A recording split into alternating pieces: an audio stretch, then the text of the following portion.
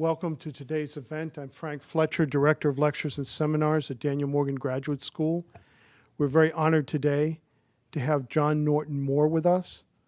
He is the Walter Brown Professor of Law at the University of Virginia School of Law. He's also the director of 3 centers there, including the Center on National Security Law. He's had a distinguished career in academia and in national security. We're very pleased to have him here today. Today's event is entitled Lifting the Fog of War. Please join me in welcoming John Norton Moore.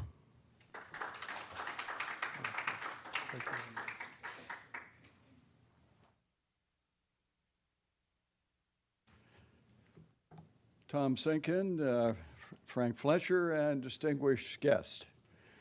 It is a special pleasure to be here to deliver a lecture at the Daniel Morgan Graduate School. I'm going to share with you some of the newer thinking, some of the newer information about what we know as to the origins and dealing with the problem of war. Now, we need to be a little careful about that, and perhaps a little more humble in dealing with a subject such as this, because we might want to keep in mind what Mark Twain said about researchers. He said, "Researchers have already cast much darkness on this subject. If they continue in their investigations, we shall soon know nothing." Well, I hope it will be a little bit better than that for you. So let's just start with some of the most important point here. We really don't want to simply be speculating. We really want to have data that is empirically based to the extent possible. In complex social science issues, that's not always possible, but at least to the best of our abilities where we have that kind of data, we want to include that in terms of the conclusions that we reach. Now, the starting point for thinking about war and international relations theory really are the sort of 4 theoretical approaches that are extant today. 2 of them, the traditional approaches, realism and neorealism, and idealism and neo-idealism, and 2 that are really newer responses to a dominant approach in the field by realism. Now, we're not going to have time really to go through all of those, but let me just give you the bottom line on each. Realism basically is focused on the fundamental problem that there is no governance, there's no sheriff out there in the international system. So they refer to what they call in the classic Greek anarchy. We think of it as anarchy, but that's not exactly what they had in mind in the classic Greek. It simply means there really is no global government. What that means in the absence of this sheriff is that every state will have a fundamental focus on its security, and they will have an inevitable security dilemma. And so they basically say wars are going to be part of a natural feature of the international system, and it all results from the security dilemma. Now, one of the problems with this, just to give you a quick critique, is that it's largely based really on historical case studies, not fundamentally rooted in empirical data as much. And secondly, it really doesn't tell us in specific cases what the risk is of a particular war in a particular setting. It's not a very useful probability statement to start with the notion that, yes, there is no global sheriff, and so, yes, we have a security dilemma. It's a little bit like saying, you know, airplanes crash because of the law of gravity. Well, that's true. It's an overarching condition, but it's really not very useful what we really want to know is, wait a minute, when is a particular airplane going to crash? Most of the airplanes fly all right most of the time, and so we'd like something a little bit more specific. And today, actually, you see the field in international relations, with some exceptions, moving away from classic realism or the newer structural realism, neorealism. Idealism was a very different approach. It was more the children of the Enlightenment, as opposed to sort of a more pessimistic theory, that we really would be able to deal with our problems in the world, and problem of war, and other problems. It's just a matter of getting organized, and let's have effective collective security. Let's create a League of Nations. Let's create a United Nations. Let's have more effective third-party dispute resolution, et cetera. And to some extent, these things are indeed part of our toolkit, a very useful toolkit that we have. But once again, they have not been able to fundamentally deal with the problem of war as effectively as we would like. And they also are really not pointing the way in any theoretical basis to giving us a greater sense in a probability statement of when we are at a higher risk of war and what are some of the conditioning factors that maybe we can influence to reduce that risk in a particular setting. Institutionalism is simply a newer response to realism. Realism wasn't really into international law. It was not really into subjectivities, our notions of authority. And the institutionalists came along and said, wait a minute, realism, you're lacking something here. International law is important.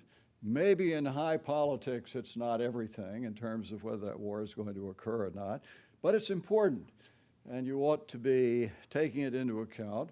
And states do take it into account, they would argue, in many different respects, and there are lots of things we could point to show that.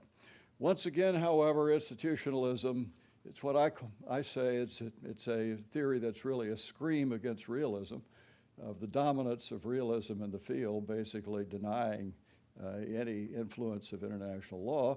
But it's not really a theory, again, giving us any probability statements of when we're going to have a higher risk or lower risk of war. Constructivism is the newest of these.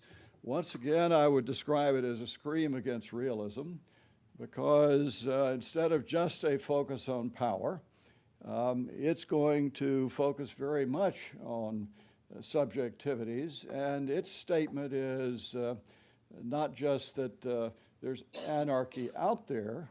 Its statement is that anarchy is what states make of it. In other words, the system is not fixed. It's not like some kind of planetary system. It is something that can be changed and is being changed throughout periods of time by the interaction of states, et cetera.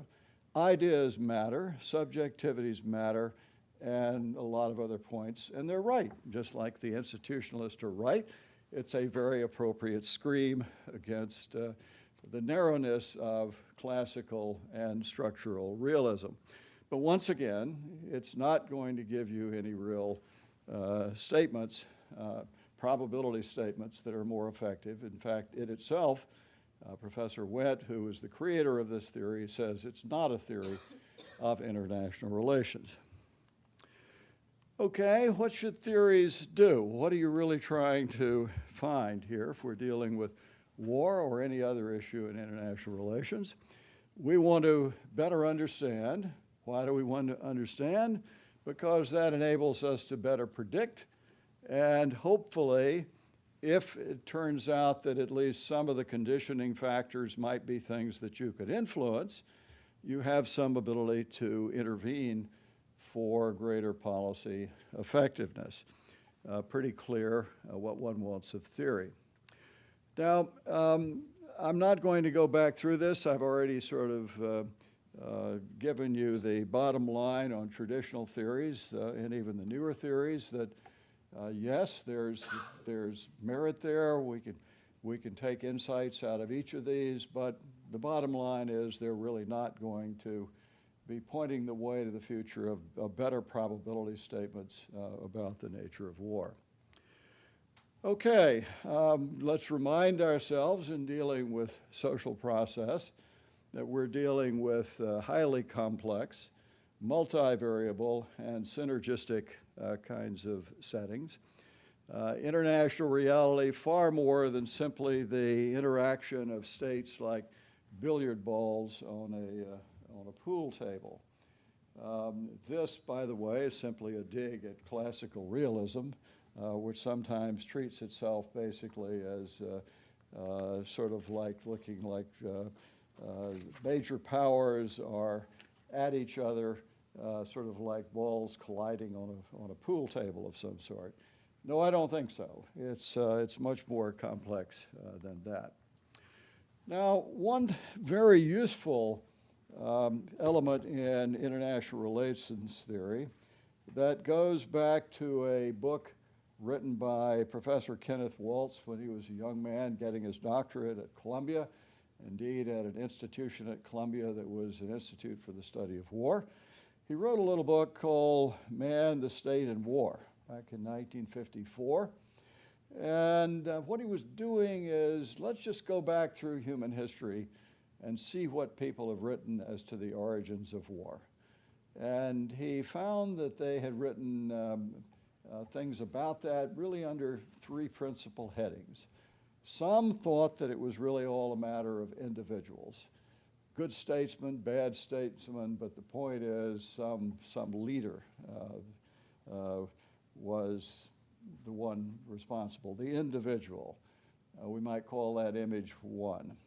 The second was, no, it's all a matter of the form of government. Is it a democratic government, a non-democratic government, et cetera? That's the state. We might call that image two. And the third is, no, it relates simply to the international system, whether it's a hegemony at that point, or a balance of power, or three major competitors for power, or something like the Thucydides trap that's getting a lot of attention these days, of the notion of an up-and-coming power that is threatening a status quo power. So let's think about these as the individual, the state, and the international system, image 1, 2, and 3. Now, rather interestingly, one of the, I think, great failings of realism and structural realism is, and structural realism, by the way, right at the steps of Kenneth Waltz. He was really the developer of this and dominated the field for many years. But he focused really on image 3, on the nature of the international system, and really neglected image 1 and image 2. So much of our theory in our top IR departments for a period, let's say, of 10, 15, 20 years, focused primarily in understanding war on the question of what was going on in image 3, what was the nature of the international system itself. Okay, I would like to add to this something that could be argued as within image 1, but I think it's sufficiently important that I'm going to throw it in as an image 1.5. And that is the key advisors to principal decision makers. So obviously you have in the United States, for example, a president, but you have lots of key advisors to a president. I'm going to call that image 1.5 and say that's going to be sort of a fourth kinds of thing that we want to be taking account of in all of this. Now, we also, if we're going to put together a more useful theory, and again, remember, we are not looking for something that is going to give us absolutes as to when you're going to have a war. We're certain it's going to happen tomorrow or whatever. We're looking at probability statements. Social reality is just simply a little too complex to be getting us that some kind of theoretical approach that's going to give us all the answers. So the key is to get answers that are better, at least, than the answers we had before from previous theory and see what we can do with that. Now, the usability here is the notion of being able to aggregate the relevant factors. I'm a strong believer in the notion that given the complexity here, it's not any one of these things. It's a mistake to focus simply on image 3 or image 2 or image 1. It's all of them. And our model needs to put it all together, including that image 1.5. And if a theory doesn't do that, you should ask how useful that theory is likely to be. Just to give you a little bit of an example of some of the assertions that are still being made out there, some of the realists, not many these days, but some are still saying, image 1, the individual, makes no difference. Now think about that for a moment. Would you really buy into the notion that it makes no difference whether a country is governed by Adolf Hitler or Mahatma Gandhi? And I would suggest to you, when you put it that way, it makes it pretty obvious, no. You know, if you believe that, I've got an asteroid that I would like to sell you. Some still say, still argue, that if you look at the question of image 2, it doesn't make any difference. We don't care whether you have a democracy or a non-democracy. All governments are stuck in this security dilemma, and it makes really no difference. Now, I'm going to show you the empirical data that shows that's extraordinarily untrue. And yet it is still being taught, I'm sorry to say, in some of our finest IR departments. Okay, now let's look at historically what people were trying to do in dealing with this question of war. And these are just some of the major ones. Abbé St. Pierre had a project for perpetual peace that basically said states ought to coordinate together one with another. And many have said actually that this was one of the predecessors to the European Union today. Jean-Jacques Rousseau, the great French philosopher, Thomas Paine in the United States, Immanuel Kant, the German philosopher, all argued that what we called in those days republican government, today we would view that as simply democracy, democratic forms of government, would be more peaceful than monarchies. Richard Cobden, John Stuart Mill, and other very fine economists urged that increasing trade would reduce war. Norman Angell, with a very bad sense of timing of what he wrote, but a great success in selling books, in 1914, on the eve of World War I, said war would no longer ever occur because war was kind of stupid. Nobody would really benefit by it. And so why would you have war? This was believed very, very broadly. More books were sold by Norman Angell on this theory than any other book ever sold on any issue relating to war and peace. The president of Stanford University went all over the United States, basically promoting this thesis. And if you looked at Europe, just to give you one example, the head of the British Admiralty, at that time the equivalent sort of the chairman of the Joint Chiefs of Staff in the United States, was a strong believer of this theory, again, right before World War I. Now, the interesting thing is all of these actually, to some extent, had a little bit of the puzzle. It's just that none of them alone and other parts of the puzzle really were put into a broader matrix.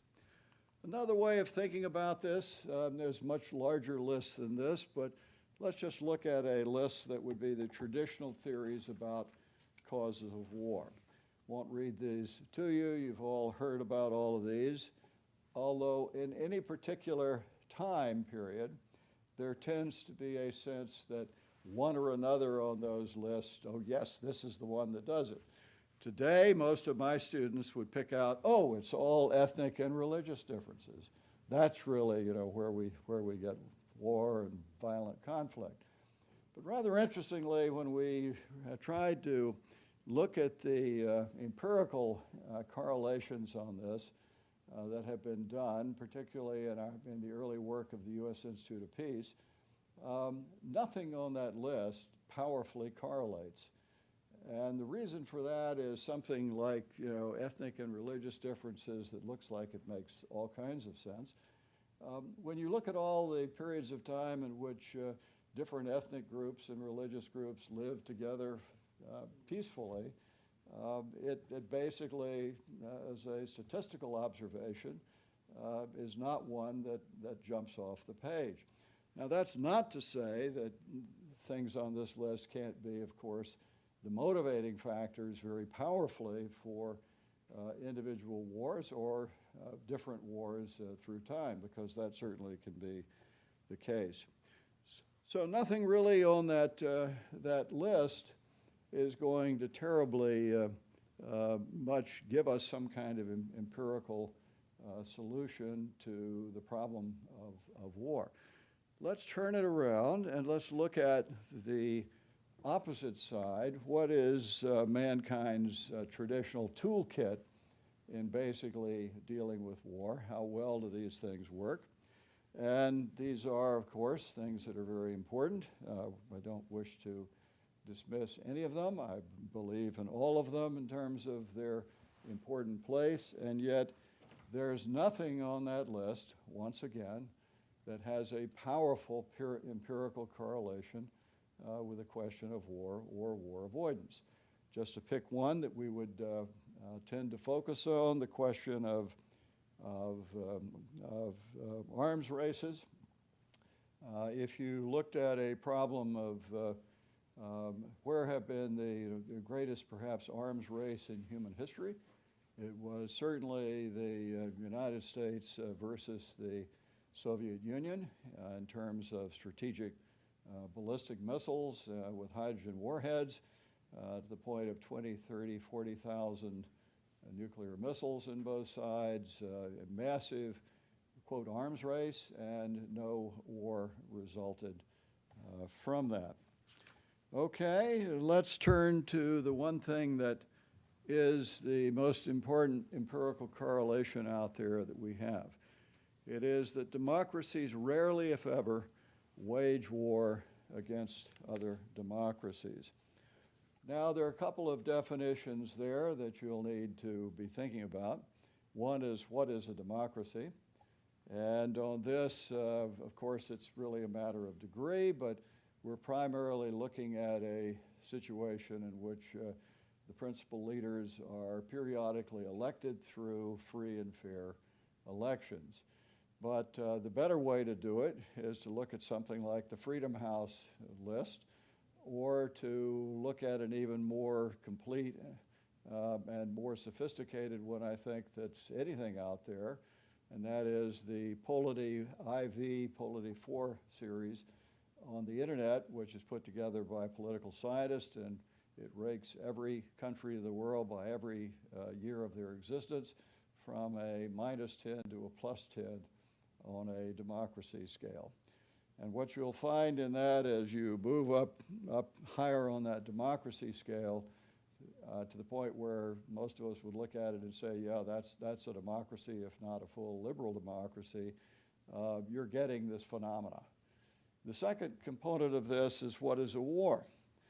And we use a rather arbitrary dividing line here, because just like in medicine, it's not just one disease, it's lots of different things. And so you need some kind of dividing line between some very major activities and minor things like the movement of U.S. destroyers in the Mediterranean.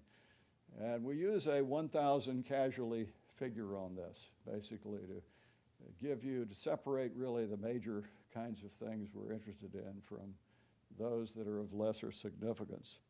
And when you look at this by that analysis, what we find in Russett's work that we funded at the U.S. Institute of Peace, Russett, by the way, was the was the chairman of the Yale Political Science Department, probably one of the best statisticians in political theory in the United States. And he points out that democracies have almost never fought each other. Now, here is another theoretician looking at it, Professor Rummel, looking at dyads. These are not wars, these are years in which countries are fighting or not fighting. And between 1816 and 1991, and that just happens to be when the data was put together, he's showing 0 between two democracies, 155 years of wars between non-democracies versus democracies, and the non-democracies are fighting everyone apparently on an equal opportunity basis, and so they're engaged in 198 wars with other non-democracies. Now that's again a pretty powerful indication. You can quarrel a little bit about this 0 figure. Rummel has some chapters dealing with this and looking at a few settings, but he believes, and as does Bruce Russett at Yale after going through all of them, that it actually, a better way to think of it is probably 0 than anything else. But even if it's 5, 10, 15, it's hugely different on it. Now, there's still a lot of remaining puzzles, though. What are the mechanisms within democracies that account for the democratic peace? Democracies aren't fighting other democracies, but they're still involved in a large number of wars. Why is that? Are democracies as aggressive in the use of major or minor force as non-democracies? And how can democracies avoid wars with non-democracies? Now, all of these things, again, we can look at them one at a time, but let's just look at one or two of the most important on these. Causes of the democratic peace, no two scholars agree, but I would like to suggest to you that it's an aggregate range of things. It isn't one thing.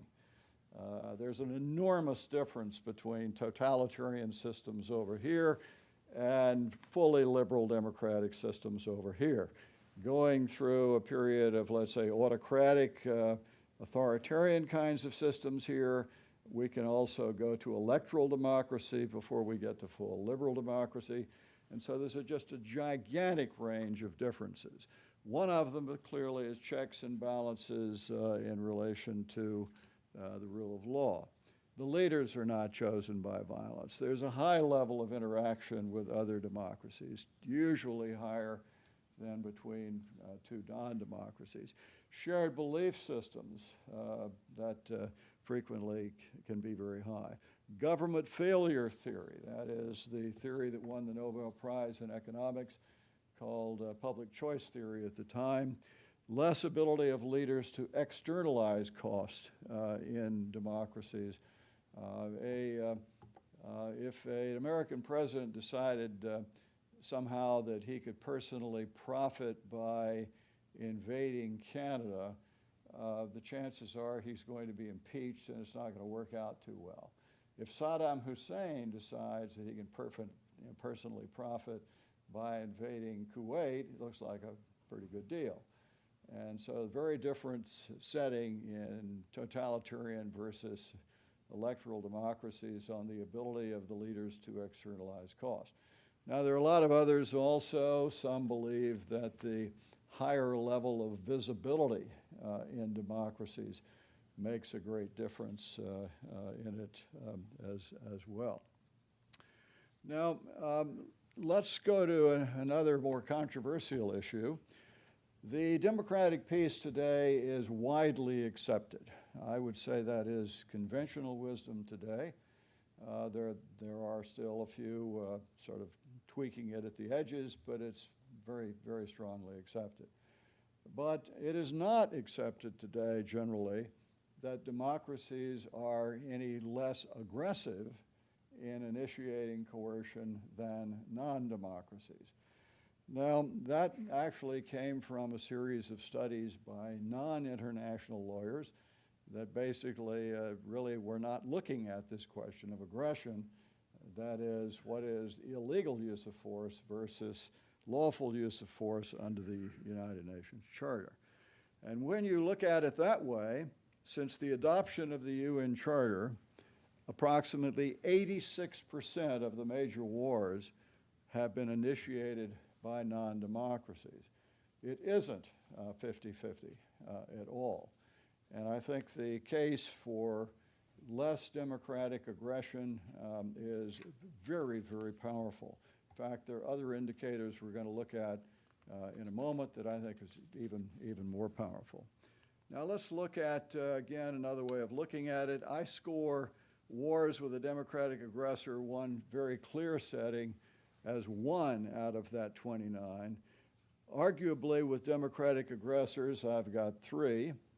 And wars with non-democratic aggressors, I've got 25 in that category. So quite a different. What is the aggression? This was Britain and France in the 56 Suez War after Nasser basically took over the canal, and yes, it was an illegal violation of international law by Nasser, but not one that it was lawful to use force to respond. The U.S. basically backed down Britain and France in that setting and forced them to leave Suez. Now, Israel was part of this. I don't have Israel in the equation, simply because the Israeli action was in response to illegal Fedayeen raids directed against Israel. And so that part of it I regard basically as a defensive response on it.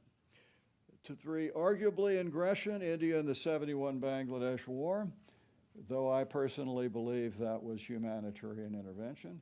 In fact, when I delivered this to the faculty of the Naval War College a few years ago, the president of the college was there, and she had been the United States ambassador to India, and she said, no, you're wrong. That's the humanitarian intervention.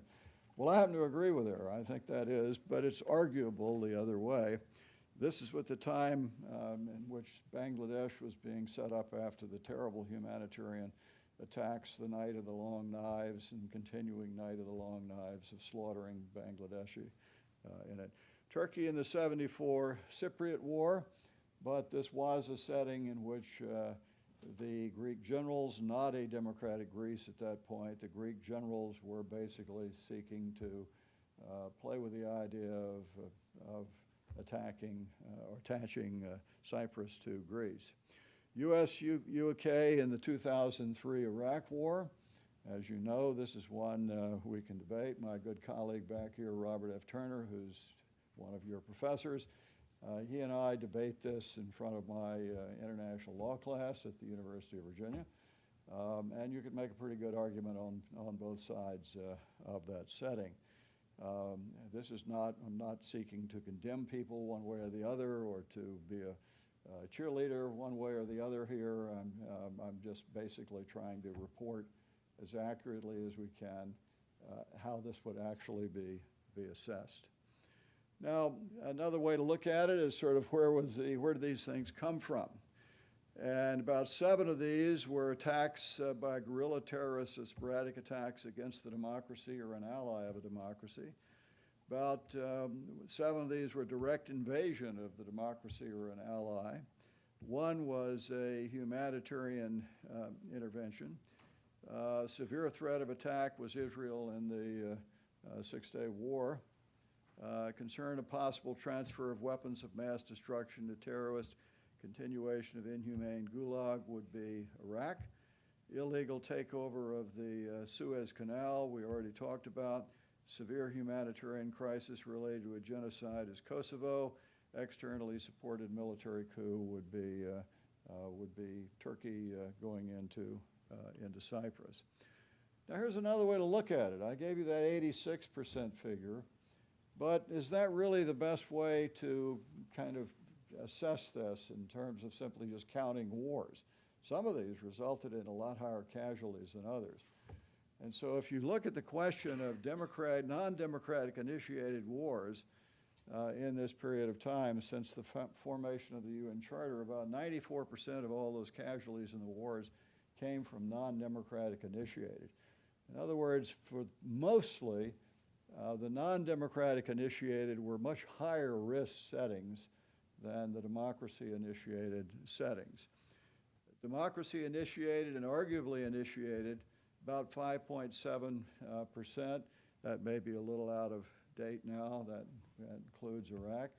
But even this is particularly interesting because if you leave Iraq out, the remaining totality of casualties in democratic-initiated wars goes down to about 12,000.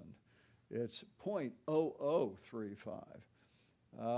So one of the things this is showing is the Iraq War was something a little different for democracy. This is really a little different kind of activity than we would have normally seen.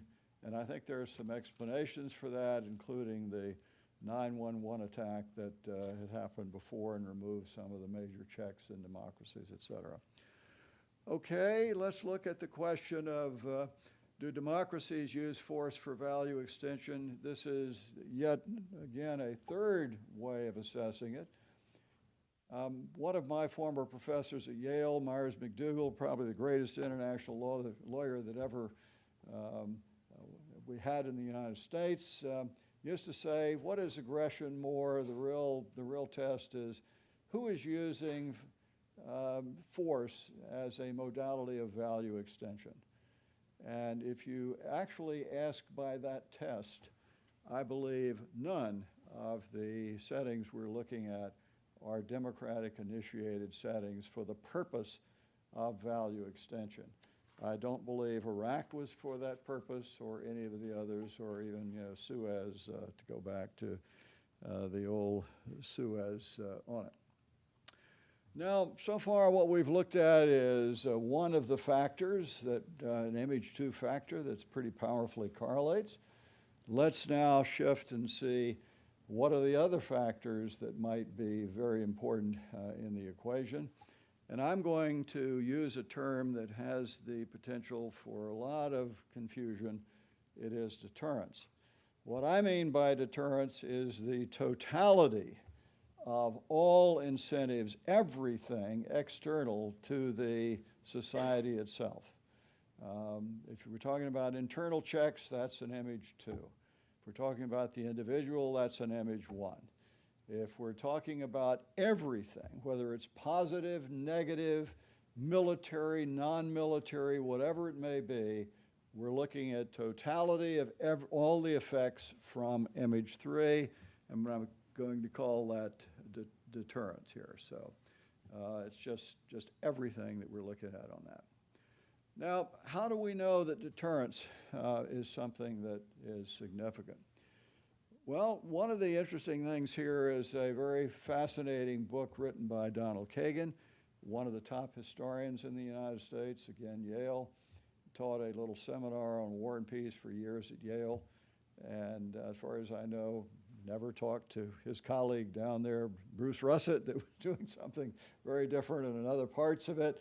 But what he saw pretty clearly is that in every single one of these wars that he was looking at least, if you had effective deterrence, and it was possible, he believed, the war simply would not have occurred. So that's kind of interesting case study from an historian.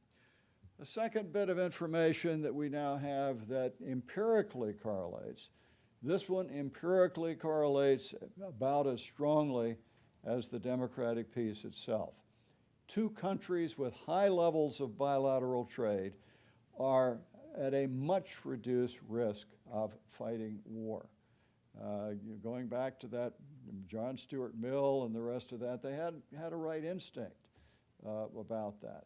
And that's really a form of deterrence externally. If you would forego that positive interaction if you had a war.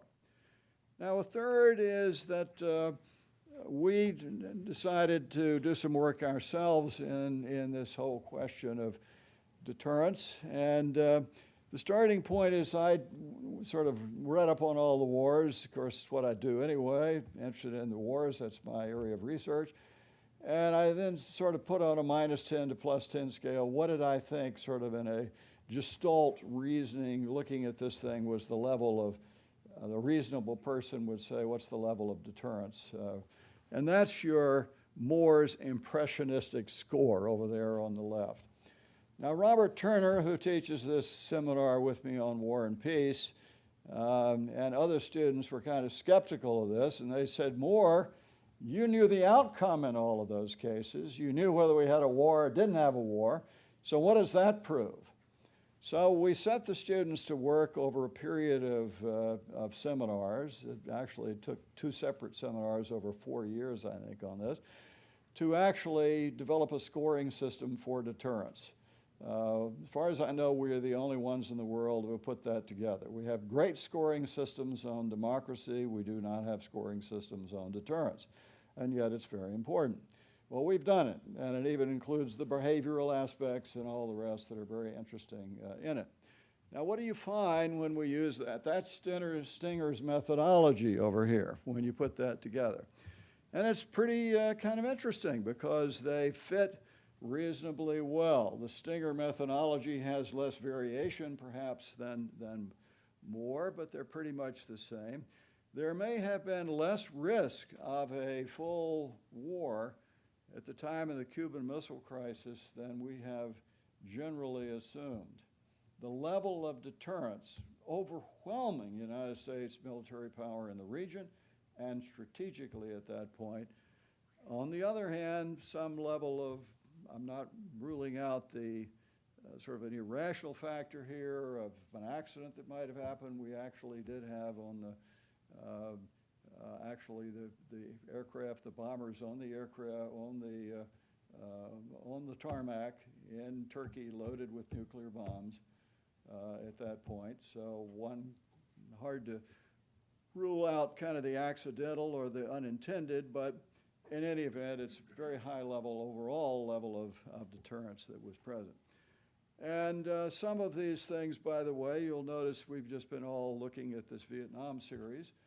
I don't know that it made terribly clear for you that after we got the Paris Accords, with both sides getting a Nobel Peace Prize and saying the war was over, North Vietnam then prepared a regular army invasion like the Korean War. The Vietnam War was ended in a Korean-style invasion with 23 divisions coming south across the DMZ, in a setting in which the United States Congress had made it illegal for the United States to go back in, and the North Vietnamese were so clear about it, they said if we gave the Americans candy, they wouldn't come back. So you had about an enormously clear setting. Now there's kind of an interesting thing here that's going to relate later to something we're going to talk about. There's a variation on this thing. You'll notice that World War I, our Austrian decision to attack Serbia, I've got it a -1, not much deterrence there.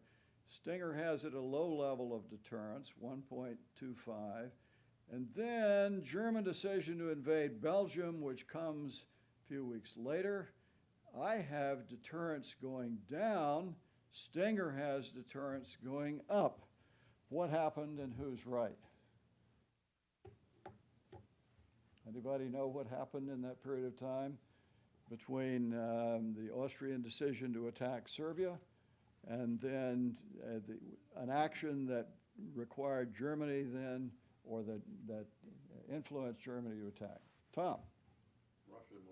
Russia mobilized, right on. And if you've got a system that over here is going to be looking sort of, we're going to add up kinds of things that look like they'll deter, what happens? Your deterrence goes up.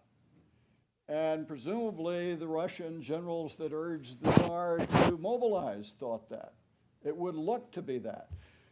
Why do I have deterrence going down in a real gestalt reading of the real complexity of the setting at that point? Tom? Me again? Okay. Well, because they had to.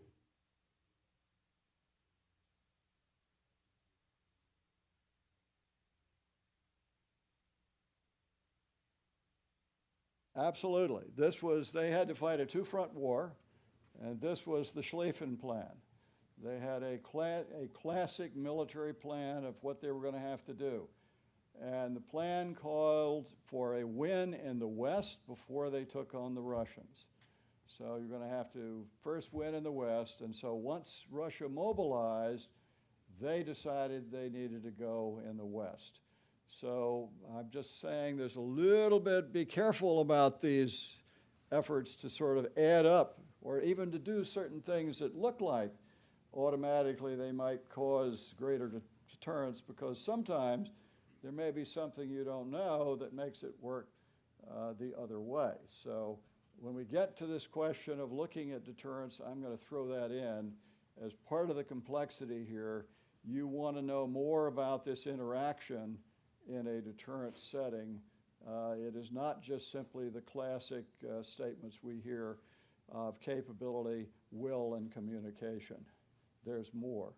It's more an ongoing interaction at that point as well. Okay, let's go on to the summary of the evidence. I think you can just read this if you'd like. It's pretty clear what we've been saying. Democracies rarely, if ever, go to war against democracies. Major wars principally initiated by non-democracies. Absence of deterrence, a major factor in the occurrence war. And major wars, here we're saying a synergy between aggressive, predominantly non-democratic regimes and system-wide absence of deterrence. I want to modify that a little bit, because this one is not plugging in image one. And the more we've learned about this, the more we now think image one needs to be part of it. So at least these are two important conditioning factors that we would want to look at. Now, techniques for testing the hypothesis. We could run it through major wars. We could look at non-war settings, though it's very difficult to prove a negative on this. I can't really prove to you there are no grapefruit orbiting Greece, Greece, yes, orbiting Jupiter. That would be a difficult thing to prove, but I'm reasonably confident that that's not happening. We certainly haven't had any reports of that recently. Then we might look at effective system changes. If we've said democracy is one of the important things, and we've said level of deterrence is one of the important things, what happens when you change them? You move from highly democratic to non-democratic, or vice versa, or you move from high levels of deterrence to low levels, or vice versa. And that might also tell us, again, are we on the right track in relation to this? And then we might also say, let's leave war for a moment and look at the relationship between one of these major factors, democracy, and every other kind of major goal, or most of the major goals in the international system. Now, if we find that we've got the same kind of correlation here, it's telling us two things. It's telling us, one, that we're probably on sound ground in saying this is important in war, and two, that we're actually dealing with theory that's going to be perhaps a more useful international relations theory that's truly one dealing more effectively with international relations as a whole. And by the way, another one of the major problems of realism, it doesn't deal with any of those other issues. In theory, it's there just to deal with the question of war. Okay, let's look at the consistency with major wars. I don't have time to present the seminar to you to go through all of these, but let me just suggest everything on that list fits perfectly with precisely what we've just talked about of the low levels of deterrence and the non-aggressive or the aggressive non-democratic regime and the attack. Now, just to spend a little time on World War I, because this one, I think, some of our IR departments have gotten wrong, although it today is being taught correctly in Germany, which is an interesting discussion of what happened and the difference here. But you definitely had an aggressive regime with a high level of concentration of power. of Kaiser Wilhelm of Germany and the foreign minister, particularly Count Leopold von Berchtold of Austria. If you really want one really, really guilty guy, a bad guy here, it is Count Leopold von Berchtold of Austria, who deliberately sought to engage in an effort to annex all of Austria after the terrorist incident of the Crown Prince and his wife being killed by the terrorists. Germany gave its blank check to its ally. Germany then invaded Belgium after we got this Russian mobilization and declared war against France, Russia, Luxembourg, and Belgium. Yes, we had one house of the parliament that was democratically elected. They had virtually nothing to do with foreign policy, and they were lied to by Kaiser and others in the German government at that point. Absence of deterrence. I find it amusing that actually some of the descriptions of this is that, oh, this is kind of like 2 blocks out there, and there was this, a big, block like NATO, et cetera. Nothing like that. There's no NATO here. There's an extraordinary absence of deterrence from the other players in the setting. The Brits have never told the Germans that if there's an attack at this point, they are going to come in on the side of France. They won't even tell the French because they're afraid it'll get back to the Germans. Think about that in a deterrence sense. German perception of British indifference. The Kaiser also thought their army wasn't all that good and said, if the Brits come in, I will have them arrested. Gives you a sense of absence of deterrence there. German perception of French and Russian military weakness. The Russians were going to take a while to get in place. The French, they had a huge army and a very effective army, but they felt they'd made a great mistake in not having heavy artillery. They had gone virtually completely light artillery, and the Germans thought they could beat them for that. U.S. military weakness, we're not even in the equation. We're over there training with wooden rifles. Nobody even considers the possibility of the United States of America being part of that setting. Alternative views that you hear in some of the IR departments: war by accident, tightening of alliance systems, the cult of the offensive, and this was just all an accident. We don't know how the war occurred. No, don't believe any of that. And it's being taught in Germany today. It was German aggression that started the war. And actually, I would suggest to you it was really Austrian aggression before that. The war starts on the Eastern Front, not the Western Front. It starts with an aggressive decision by Austria, backed by Germany, to attack Serbia and annex all of Serbia on it.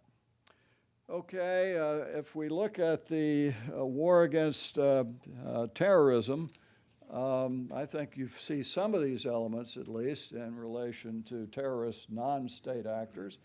Another one of the problems with realism is it deals only with state actors. Really? In a world that has ISIS, et cetera, today, and Al-Qaeda, we're going to deal only with real state actors? I don't think so. We need to know about this. And as far as I can tell, we're dealing with non-democratic aggressive actors typically in the terrorism setting.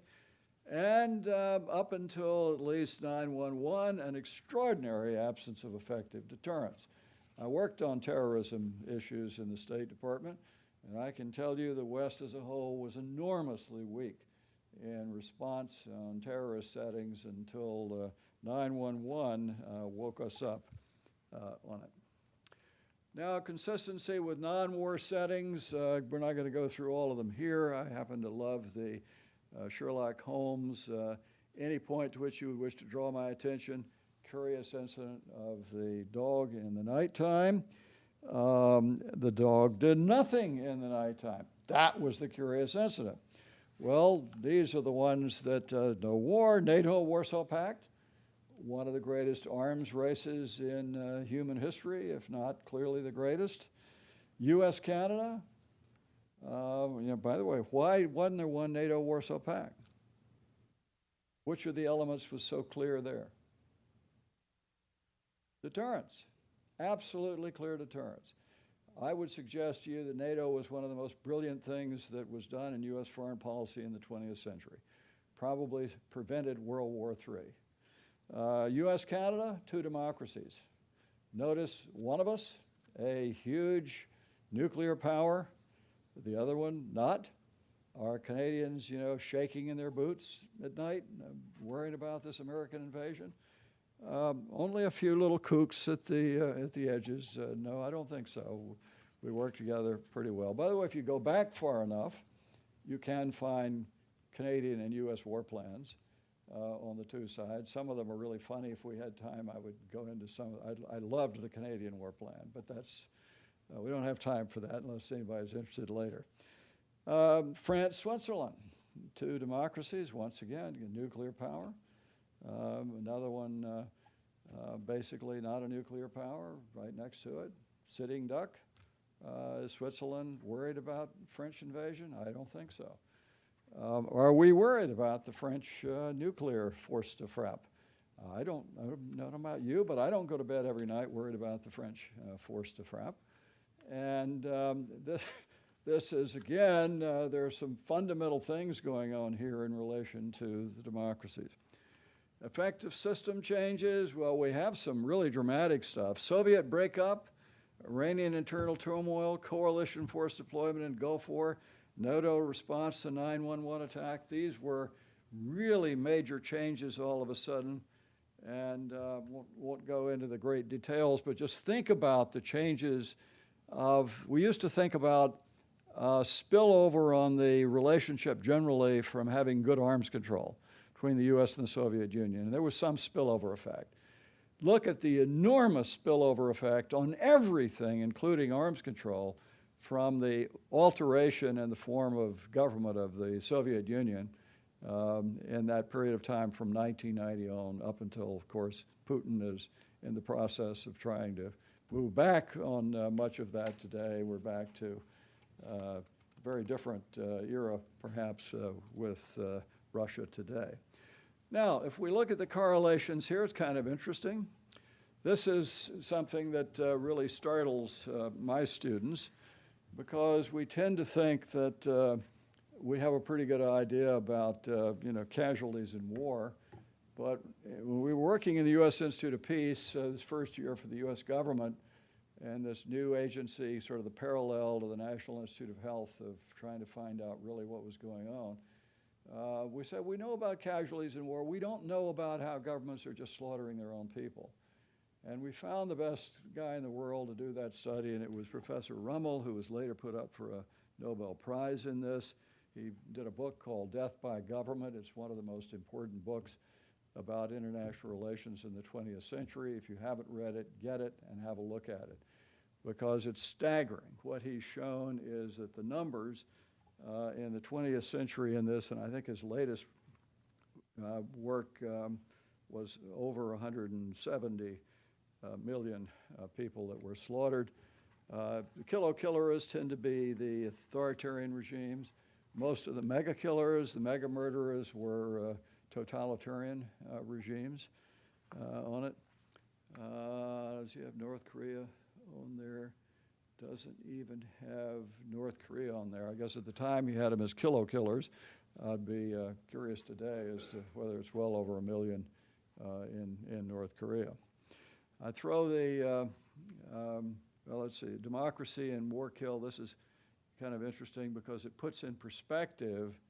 We think, we talk about human rights and we think about it primarily in America in the sense of religious freedom and First Amendment freedoms and all these terribly important issues in liberal democracy, and that's key. But one of the key elements in human rights is not being killed by your government. It's the real bottom line. What do we have here? If you look at the totality of wars killing in the 20th century, and then you look at the totality of totalitarian democide in the 20th century, it's staggering. It is somewhere between, we're not precise on any of these figures, but it's high. It's somewhere between double to 4 times the totality of people killed in all wars in the 20th century combined. I throw in this picture of the Holocaust. These are our kids, and just to remind us, we're talking about in these figures that our eyes tend to glaze over 170 million. We're talking about individual human beings. We're talking about our children. We're talking about horrible, horrible disruption and death and suffering for people. Economic development, well, surely economic development doesn't relate to form of government, et cetera. Yes, but it does, and there's so many different studies on this. Correlates with high levels of democracy, correlates with high levels of economic freedom, and this is just one of those. This is a study done by a couple of economists, one of whom went on to head, I think, the Congressional Budgetary Office, one of the congressional offices, and you'll see if you divide the country into 5 categories, quintiles, depending on the level of democratic economic freedom, you'll see the absolute clarity of the line in relation to what's going on. Democracy and levels of economic freedom are very important. Now, there's some outliers. China today is an outlier with an extremely high economic growth rate. It's an interesting question, and probably relates to the fact that they really have sort of turned things loose in terms of almost a Wild West in relation to economic freedom in the short run, at least, and if you are a party official and running various activities, et cetera, on it. Nothing could be clearer than looking at this slide, North Korea versus South Korea at night. Same people. North Korea probably has more resources than South Korea. What's going on? Form of government. Environmental protection, well, surely that's just a matter of, market failure, et cetera. Yes, we have market failure, classic economics 101, but we also have government failure. And it turns out that government failure in the environment is as high, if not higher, even than market failure, and both are major sources of environmental degradation. So this was a group from the Norwegian Institute, Peace Institute, looking at this. Famine, well, surely that's just a matter of not enough water and potato blights and all the rest. No. Turns out a Harvard economist, Mitra Sen, who won the Nobel Prize for his work, showed that there's a high correlation between famines and either colonialism, totalitarianism, distant government in some setting that is really not interested in the people. If you look at India, under colonialism, or look at Ireland, under colonialism, serious famine. If you shift to India, not under colonialism, Ireland, not under colonialism, no famine on it. Terrorism. Just pick up the U.S. terrorism list here pretty clearly. Those that are on our list here that are engaged today, the #1 purveyor of terrorism in the world is clearly Iran. North Korea used to be strongly in the business. Iran and Syria today, probably Cuba used to be powerfully in the business, much less so today on it. Corruption's everywhere, but look at the skew, bottom left, top right, as you go from least free to most free, you get less corruption in the aggregate. There are outliers, but it's pretty clear. Refugee flows, same thing. Now that zero, surely it's not zero, but it's so low, it's effectively that. These are not my figures. These come from the U.S. Committee for Refugees and Immigrants on their website. And most of these are actually, the 23% are settings where you had newly emerging democracies in war settings that were actually doing this. So let's try to put all this together and see what we can come up with that's a little broader. I would suggest to you that you want to think about war in a probability setting as we want to look at the individual. We haven't gotten into that yet. We want to look at the nature of government. We've seen the powerful correlation on the democratic piece. We want to look at the nature of the international system. I think there's powerful evidence that high levels of deterrence really matter. And in pre-war settings, low levels of deterrence really matter. Now, it's really a matter of focusing on incentives affecting decision elites. Wars, when we looked at this from USIP, really aren't accidents. There's sort of a theory that we have, people had about World War I. Well, wars are just kind of accidents. Nobody wanted a war. They just sort of break out accidentally. No, they don't. Wars in every single case are a deliberate decision by a regime elite to use force for a particular objective in it. And so what you're really looking at is what are the decisions affecting that regime elite decision for war, whether from the individual perspectives or the 1.5 individuals, government structures, et cetera. Another way to think about it might be this sort of a balance, and that level, that decisional lead are trying to think about it in this way. What are the, from their individual thinking about this, from their checks and balances on the system, from deterrence from the international system? Is it, does it look like I can really go to war here? Is that going to serve our objectives, or does it look like that is not going to work? Okay, I'm suggesting here that one of the things we need to be looking at much more effectively, and rather interestingly, this has been left out of, up until fairly recently, almost all of the theoretical approaches, is image one. And here are a few of the kinds of things we now know, and I'll give you a little sharper slide on this as we go along. But some of it is the personality type. We now know that they're, in classic psychology, we now have something called a dark triad of three personality types that are more aggressive, more risk-taking. This is not the old bad stuff that people used to be trying to play games with psychology. This is the state-of-the-art, really pretty good stuff.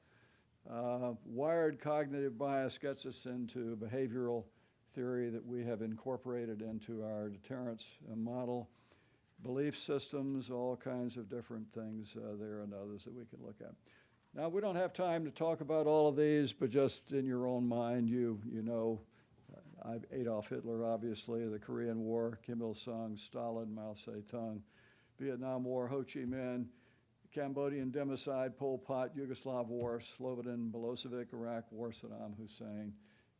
These are totalitarian leaders with the worst kind of ideological commitment, including a commitment to use of force to achieve their objectives, both domestically and internationally. Not going to go through the writings on Mao. You have them there. And I'm not going to look at the key advisors on it. This is an interesting one.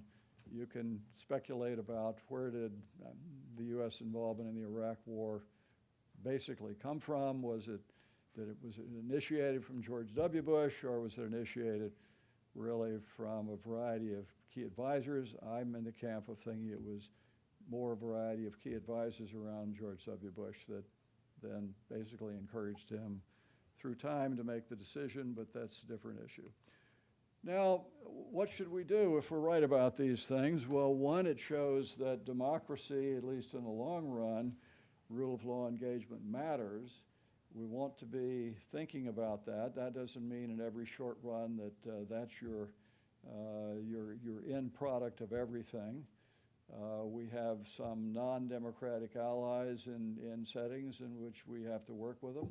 We did with, quote, Uncle Joe in World War II, and we've had to do that in other settings, but it does mean one of your long-term objectives, at least, should be to promote democracy and rule of law. Deterrence, critically important in all of its different dimensions if you're dealing with the bad guys.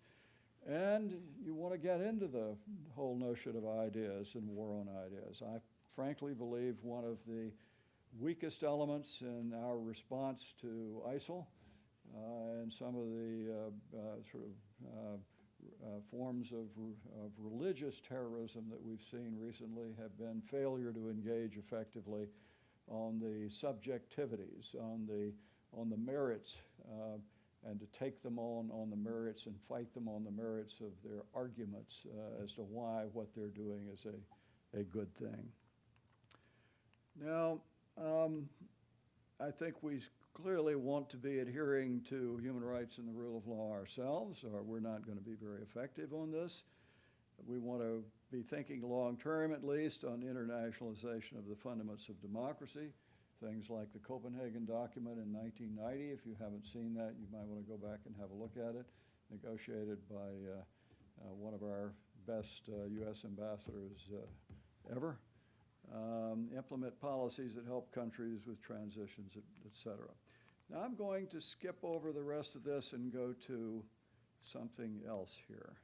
I'm going to go to give you in the remaining few minutes here because you can see a lot of this has been picked up in U.S. foreign policy.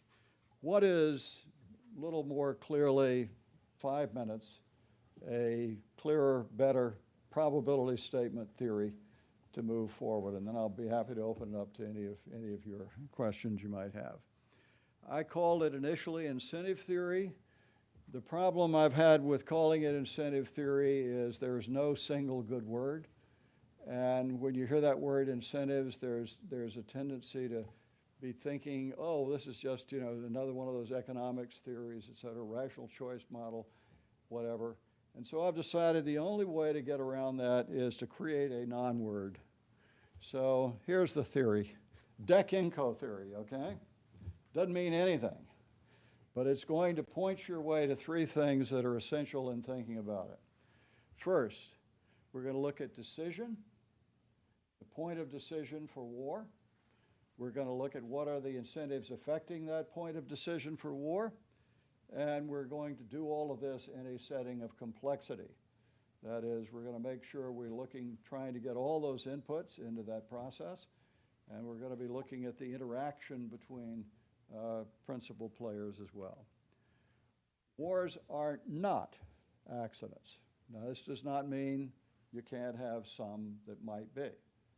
But when we studied it, the wars out there so far aren't accidents. And I would suggest you, even in settings that we're looking at in accidents, the probability statement is likely to be getting you to the point where you have the higher risk of accidents, et cetera, in any event.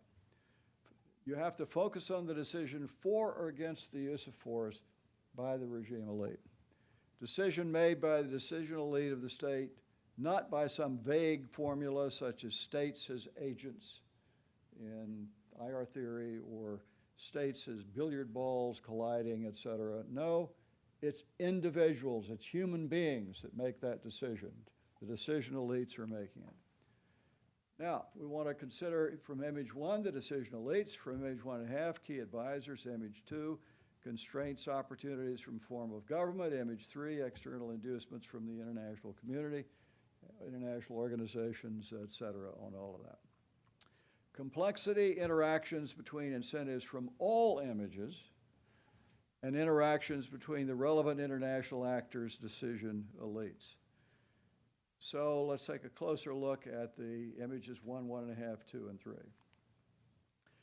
1 is going to be political belief system, personality type. There's your 5-factor model, and the dark triad 3, Machiavellianism, subclinical narcissism, and subclinical psychopathy. Personal experience, national, historical, cultural perspectives, whether the setting is a gain-loss setting under prospect theory, and ability to personally benefit and externalize cost. Image 1.5, key advisors, basically the same, but you're also looking at, are they coordinating together to kind of gang up with number 1 to be pushing it in that particular direction. Form of government, democratic checks on decision elites versus totalitarian settings where decision elites have the ability to externalize cost. But traumatic events in democracies, Pearl Harbor, changes the rules of the game as to how that democracy might respond. And 9/11 attacks change the rules of the game as to how that democracy might respond. So, external incentives from the international community, all external incentives, negative, opportunity factors, positive, et cetera. Now, one last point here in classic deterrence. This is the way we normally think of deterrence. Capability, will, and signaling and communication, okay? A good statement. I've heard it from admirals, generals, et cetera. It's good. It's basically true. But there's another element that has to be there. I'm sorry some of these are not coming through on the blue background. But here are two settings where you'd better add into that model thinking about the interaction between the decision elites and the possibility of other complexities. We've already talked about one of those. That's the Schlieffen plan the Germans had. It looks reasonably to the Russians that if they mobilize, they will add deterrence, and maybe Austria won't attack Serbia. What happened? It triggered the Schlieffen plan and Germany attacking in the West and the full World War I. What's the second one?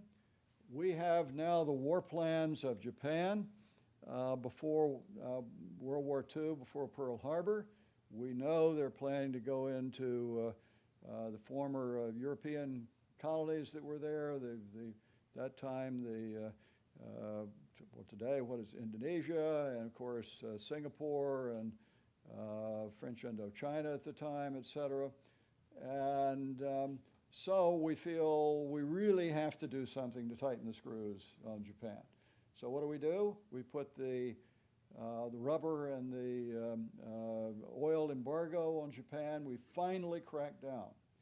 Now, if we'd had a setting in which our fleet was invulnerable and the Japanese just didn't happen to think, like the Schlieffen plan, that they had a plan to take out most of our fleet at Pearl Harbor, maybe that would have worked. But when you couple that with the Japanese having put together one of the most incredible fleets at that time, and the aircraft carriers and what they had in their planes and their torpedoes that we didn't believe existed that could go in shallow water, the combination was fatal, and instead of the deterrence, you get the attack. So what it suggests is you better be thinking very, very carefully. Deterrence is critical, but you better be thinking pretty carefully about it all.